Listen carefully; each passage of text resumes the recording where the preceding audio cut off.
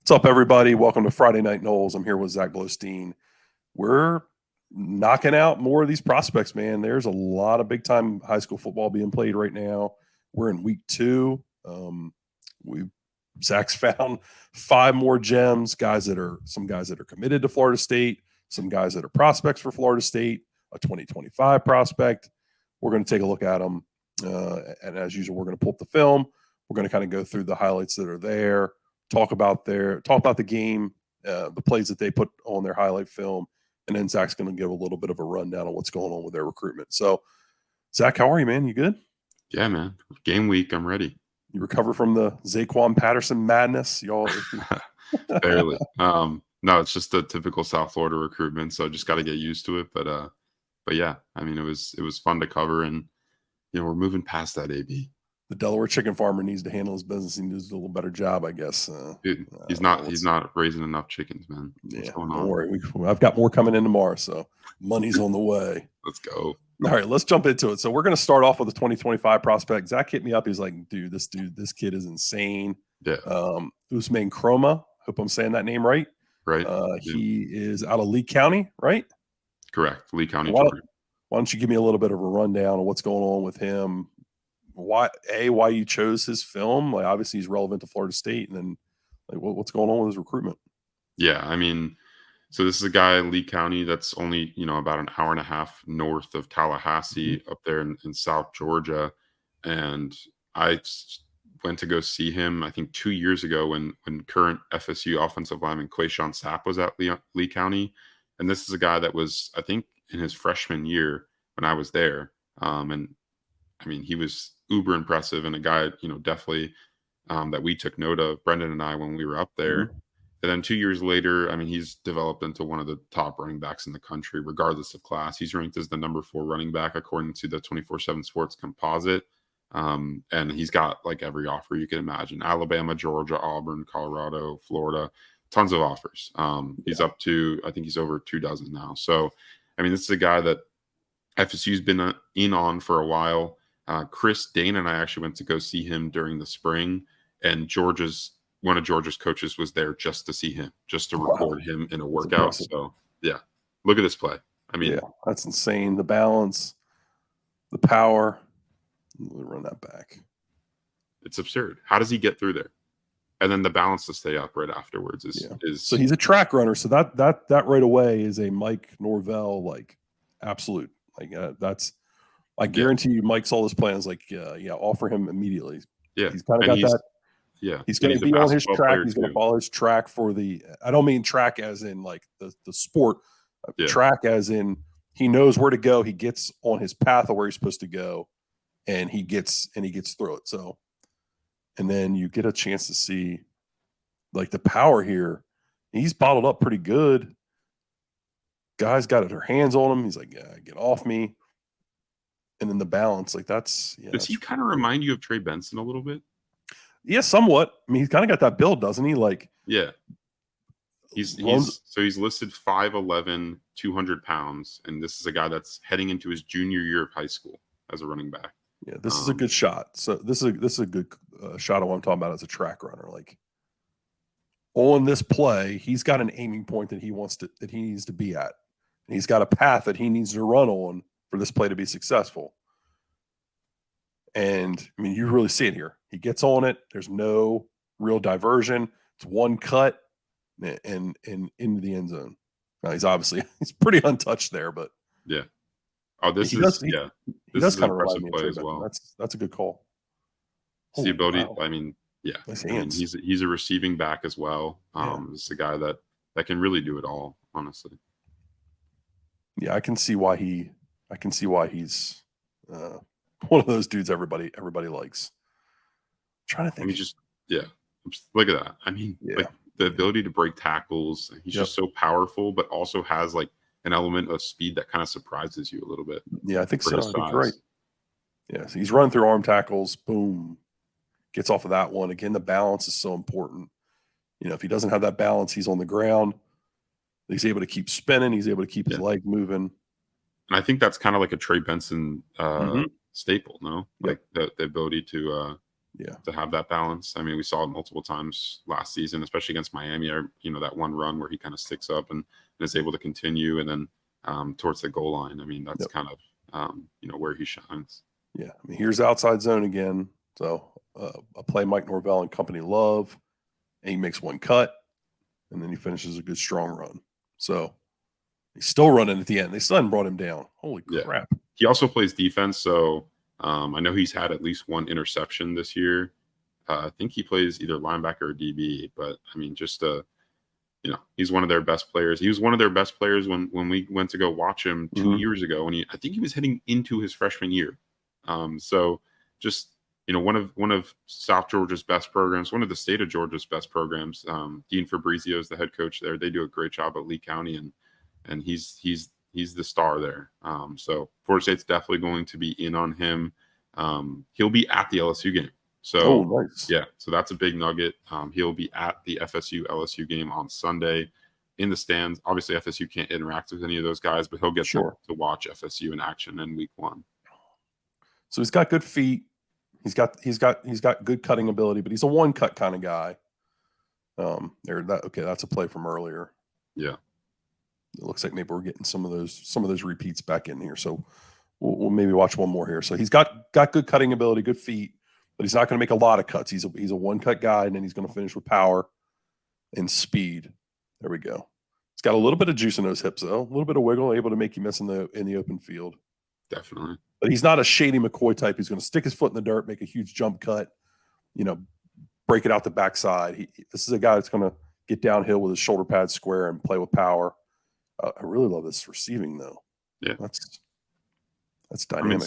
This is I think 2 or 3 games of his junior season. I mean, he's having more highlights than some guys have in their entire year through 2 or 3 games. I mean, he's a dude. I think this is a guy that FSU has to land in next year's class. Yeah, I would tend to agree with you. I mean, they need to keep loading up at that running back room. Yeah, obviously you landed Sam Singleton last year. You've got Cam Davis and Mekhi Danzy this year. Just keep stocking the cupboard, right? Exactly. And when you think about it, they really only have a few guys on scholarship this year with Keziah and CJ right as walk-on. So I think they have room to grow that running back room, and hopefully if Trey Benson has a good year this year, he'll be able to move on to the NFL and kind of open the lanes for other guys to compete. All right, so this is a good play to look at. Again, you talk about him being a one cut guy, so there's the cut, and then you see there how he kind of stumbles. So when he's got to make that extra cut, or he's got to make kind of a big lateral move, you see he gets a little off balance, but he's able to finish it anyway because he does have good balance. So you get a good look at his strengths and his weaknesses there in one play. But that stuff he's going to continue to develop. I mean, he's a senior in high school. There's obviously a lot of ceiling still to find there in his game. Yeah. So that's Ousmane Kromah, big time 2025 running back prospect. I would say keep looking for that name in our future.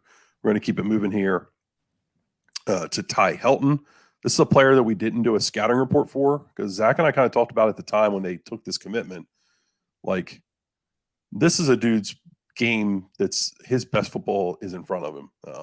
He's got he's a developmental offensive line prospect that they really liked. They decided to accept his commitment. And you could talk about a little bit more about that, Zach, but he was a guy at the time that we decided, look, we don't want to give him a raw deal by showing a bunch of raw film from his junior year. Let's get a senior film out there and then see kind of how he's developed over time. So he had been to camp a few times with Florida State.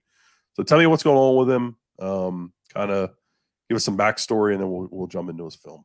Yeah, well, Florida State kind of beat out the in-state rivals along with Penn State for Tye Hylton. He officially visited all 4 of those schools during June. FSU won out. He committed to Alex Atkins and the FSU coaching staff in July. I mean, he's a guy they really like. They've, a lot of people kind of thought he was on the back burner, thinking that, Jonathan Daniels, Jason Zandamela, those guys were kind of the top targets, and they were. But Tye Hylton was part of that group. He has been was a take for FSU in the months leading up to his commitment. This wasn't the deal where, he wanted in. They're like, hey, I guess we'll take him. Like, they were pushing for his commitment. So great. yeah. And today or this week, over the weekend, I got a glimpse at this film, and I'm like, oh my, like this is really fun to watch. I mean, this first play especially. So he'll be, I think he's left tackle here. Yeah, I believe he's left tackle. Yeah. So I mean, just look at that. I don't think the competition. I will note, I don't think the competition is amazing here. But the way he finishes plays, there's a physicality there that the mean streak you don't want to have to teach a guy. Yeah, you see, I mean, that's an imposing figure running around out there. I mean, it's just how many pancakes are in this film alone. It's crazy. Again, throwing people around. He's a raw prospect. This is a developmental player that they want to get in their program and see what he can do. But you see his movement skills. He's a good mover. He's a absolute finisher.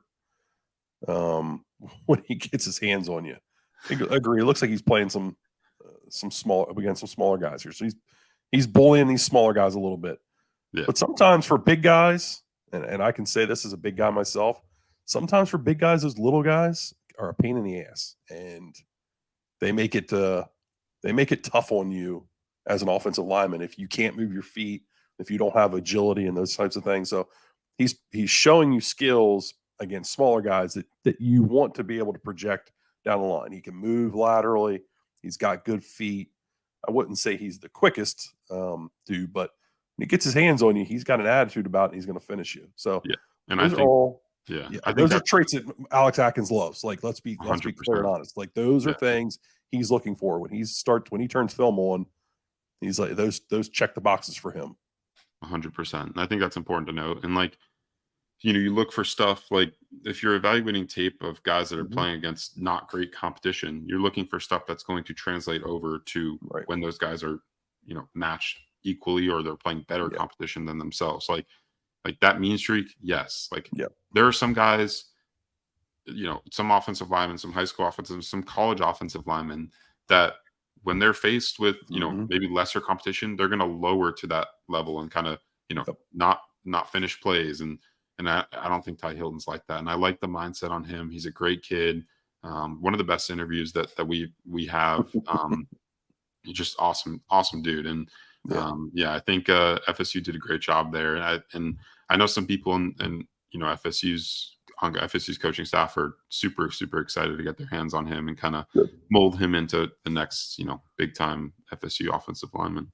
So I told Zach, that's a young man who every couple of weeks we're gonna feature on this and just kind of continue to see how he progresses as his season goes on, because I think there's a bright future there. He's got most of the tools that you're looking for. They may not be the highest level tools, but I think the tools are all there in his toolbox, and just kind of curious to see how his game continues to progress. So we're going to keep it moving here. The next young man we're going to bring up is BJ Gibson, a wide receiver out of Georgia, been a commitment to Florida State for quite a while now. This is a young man I think is kind of underrated amongst Florida State fans. I mean, you've got Florida State in the mix for Jeremiah Smith, and they're still pursuing JoJo Trader. You landed Elijah Moore, and that was a big-time deal. It seems like BJ Gibson is a forgotten man, but I don't think he should be. Yeah. I mean, so I know a lot about like what's going on with BJ Gibson in his high school season. Basically, just trying to figure out things with a new quarterback and kind of, getting on the same page. So the first week didn't do much. I think he had 2 receptions for like 20 yards or something. So, they kind of met during that week and kind of got things, settled away. And I think that really helped them, both the quarterback and BJ himself heading into week 2. And I mean, he just kind of exploded with production in week 2. And you can see right here that, I mean, he goes for 3 touchdowns. So super impressive stuff. BJ's a super talented athlete, obviously a big time baseball player also. Yeah. He's a physical, old school type of wide receiver, in my opinion. Just really tough, really athletic. Yeah, so you get a chance to see the speed. He outruns the angle there, finishes his play on a simple slant. This is not – he's not running some incredible play here, but exactly. Yeah. you see the athletic gifts. the speed's not groundbreaking, but it's Right. also it's capable. And that's not his top trait. Like that's Right. not what you're gonna write home about BJ Gibson. Like he's Right. he's a crafty player, a Yeah. gadget guy that you can use in a multitude of ways. And I really like that, after not doing a ton in week one, like he kind of, figures things out this week Yeah. and increases that production. Yeah, he shares some leadership there and some gumption too. Like that he took the initiative to figure it out, get with his quarterback, those two getting together and figuring out kind of like, look, this is what we need to do to continue to improve, and then goes out and caps that with a 3-touchdown game. Well, I think that's impressive. It says a lot about his character, which we know is an important thing for Mike Norvell and his coaching staff. Yeah. There's a nice flag route, goes in high points the ball. Yeah, and the Again, concentration speed's not his number one trait, but he always seems to be running away from people. Like it's weird. Yeah, but to say that's not his number one trait and it to still be like Yeah. something that's impressive and something Right. that stands out on film is a positive thing. But yeah, just that I like that he's running different routes and excelling Mhm. in those routes and the concentration with multiple defenders on both, or the last play with the guy running right in Yep. front of him Yep. when the ball is thrown, and then in this one he's double covered in the corner of the end zone and still comes down with the touchdown catch in both clips. So I like this play because I think he's a slot at Florida State personally. I Oh think yeah, he's a young man you are going to put in the slot, and we know how much they like to run slot fade. So Kevin and I have talked about it quite a bit on the X's and Noles YouTube channel when we're breaking down film review. So it's nice to see him go catch a fade route here, high point the football, play big, and make a big play, because I think that's something that's going to be in his future at Florida State. So yeah. that's BJ Gibson. Stop sleeping on him. He's a good football player. That's a young man. It's gonna do well at Florida State, in my opinion. And I Yeah, think Zach and agrees. you mentioned him being a baseball prospect. Like, I don't Mhm. expect him to go the, professional baseball route yet, but he's a guy that could probably get drafted at some point, Yeah. if he decided to do that.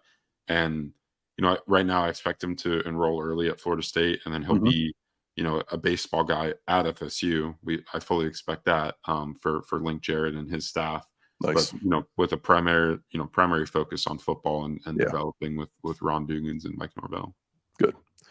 Well, we're gonna keep it moving. One of my personal favorites. I know Zach loves him, especially after he got to see him at camp. He was at elite camp, correct? Which guy? DD Holmes. He was I don't think he was at elite camp, actually. Okay. Was it maybe his official? I know. Yes, I think it was his official, because he had come in on his official, and you guys were blown away at just his frame. Yeah. So DD Holmes, it's been really quiet since he committed. Yeah. They obviously laid in that, and at the time there was a lot of worry and concern about kind of where the front seven recruiting was, and really recruiting momentum in general for Florida State. They landed DD Holmes, and it doesn't feel like they've looked back since. So is he still a solid commitment? Like Yeah. what's his status? No, he's definitely still solid. He's the guy that told me, even before he committed, that when he commits to a school, like, he's not flip-flopping like that. Nice. He's just when he gives someone his word, that's where he's going. So he told Coach JP, Coach Norvell, Coach Odell that he's going to be seminal, and I fully expect that to happen. Good. He won't be at the LSU game, I don't expect, but a guy that they'll probably try and get in, maybe later on in the season. And then, Yeah. he already used his official, so it's not like you have, something like that. But I mean, he Right. used a ton of officials in June. I don't expect him to flip, but I'm sure schools will continue to try, especially, Sure. after they see kind of him excelling in his senior year. All right. So he's number 90 here. They don't highlight him, unfortunately. So this is 3 minutes, and we're going to do our best to make sure you know Yeah. where he's at. It's a lot of the same clips, so we'll have Mhm. to do some skipping and stuff. So, but So yeah, here he is, just handling this offensive lineman in front of him. yeah, Does a nice job getting extension, plays with a lot of power there. He's a little bit high, but yeah. Don't worry, Odell will make sure that he's staying yeah, low. that's not going to work for long.